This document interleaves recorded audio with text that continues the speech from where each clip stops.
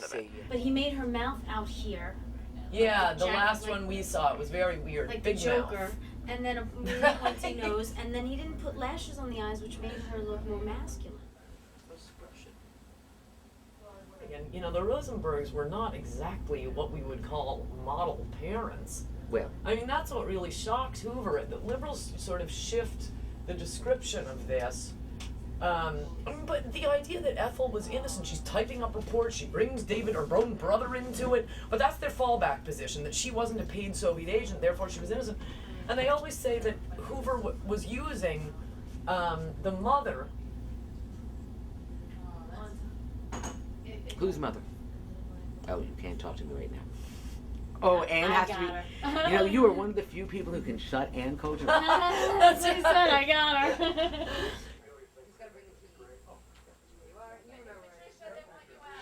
Hi there. Yeah, hi. Fine, thank you. How are you? Say, what am I talking about?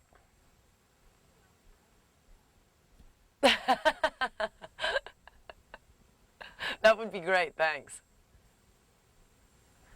No, I love the New York Times. I'd be out of business but for the New York Times. I've heard that.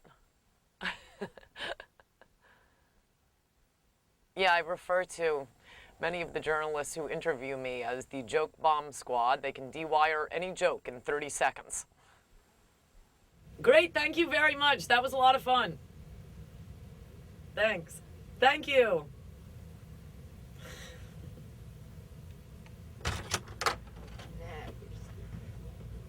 Thank you. Can I talk to you while you're doing this? Yeah, yeah. I have to come up with some, when people ask you about your jokes, what are you supposed to say? What? It's one of the most common things where people read a joke to me that I think is a very funny joke. Explain that, Miss Coulter. They just read one, I'd forgotten this article I wrote. It was on Hillary's book, and they had just done a poll about what people think of the Clintons, and it was something like 53% don't want Hillary Clinton ever to run for office. 43% think she should leave the country. It was something, you know, I mean, it was a very extreme poll. And then the third, but I quote it honestly, and then the last line was, and 7% have been date raped by Bill Clinton. Which I thought was a good line. They read this, now what do you mean by that? It's a joke! A lot of people thought it was funny. Well, then they quoted me saying mean things about journalists. And I didn't realize that they were being testy. I mean, it's sort of embarrassing. I don't think of TV interviews as journalists, and that's why I was clarifying to them I meant print reporters. Yeah. Because you go, you have a nice lunch, you have a lovely time, you go, and then you read the paper, oh my God, it's Hitler! Aloud. A loud, friendly argument was preoccupying a table at Bella Blue on the Upper East Side over pasta and a fair amount of white wine. Unfortunately, none drunk by David Card, the author. At least you weren't throwing up and being bulimic. Take that out.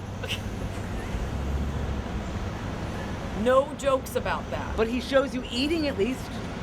Take that out. You can never repeat the insane things people said. Did you see the Gary Condit interview where he repeats the story about his wife not having thumbs? No, it is not good policy to repeat the insane things said about you. Although she is frequently tagged as being a sex object for older men on talk radio, yeah, by liberals. Her publicists say her appearances on campus has produced the most rabid response. But let's just say, stipulating for the purposes of argument, that this was a war just for oil. We need oil. Why not go to war just for oil? What do Hollywood celebrities imagine? What do Hollywood celebrities imagine fuels their private jets? How do they think their cocaine is delivered to them? I'm here because Ann Coulter represents sort of the demagoguery of, you know, presenting a false picture of what's going on in the country. She tells people that, you know, this is all about free market and freedom, when it's really about killing people in Iraq and stealing their oil and their wealth. My fears are right here, but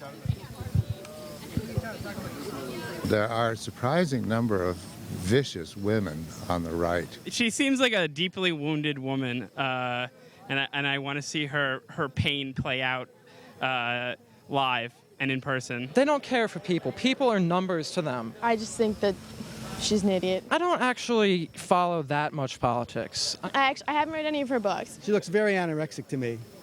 I mean, I don't know if she's a restrictor and denies herself that food, and therefore she acts out of that, denial by, becoming an attack dog. And she is a rabid attack dog. This is Mein Kampf. This is Mein Kampf. It is by Adolf Hitler. And I feel that her policies are just so closely linked to Hitler's that I will see if she will sign this book tonight.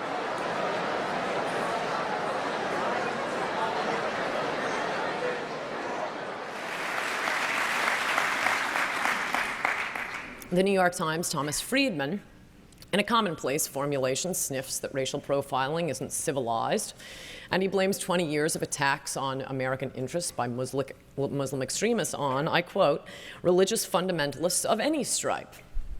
I don't know, the Amish have been rather quiet recently.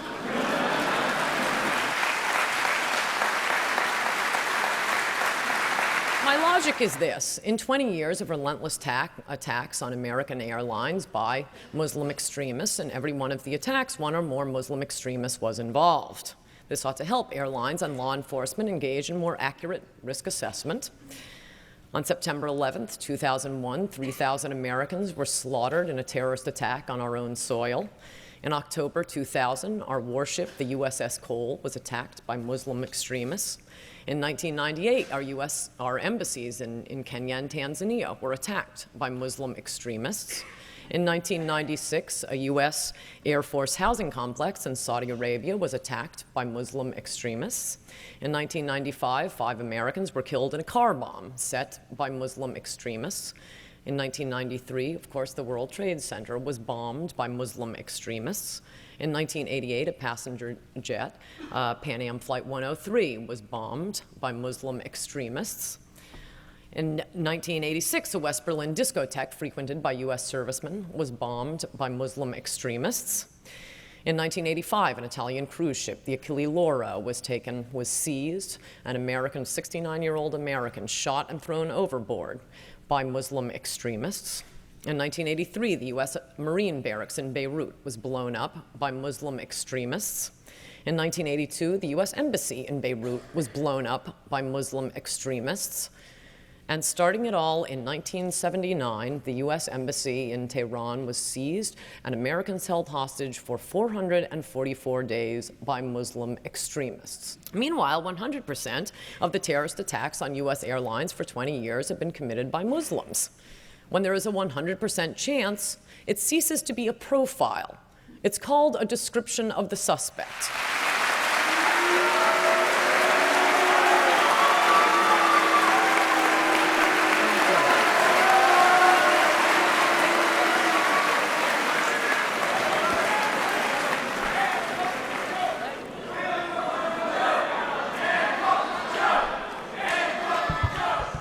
Well, you're really developing your analytical skills here at Johns Hopkins. Very impressive. Wow. At Harvard, they had questions.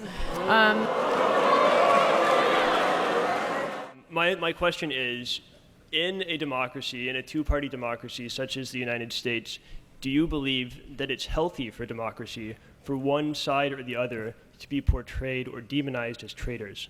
David Duke dissents from the equal rights that our nation enshrines. That doesn't make him a hero. Because you dissent from your country's war aims is not necessarily unpatriotic, but it sure isn't necessarily patriotic either.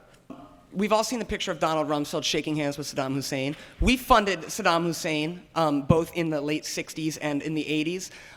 We trained bin Laden, we trained the Mujahideen. So what's your point? Shouldn't the people who were behind that training that spawned these terrorists, shouldn't they be charged? So consequently, because alliances switch, an ally can never become an enemy. So we don't attack anyone. I mean, then you're excluding also Osama bin Laden. So the logic of your position is, in response to the most devastating attack on American soil ever, what America needs to do is nothing. You didn't answer the question. Well, she's not answering my question. Yes, I did. Is it okay that human life, the value of human life, be superseded by that of oil, in your view? No, of course not. Okay.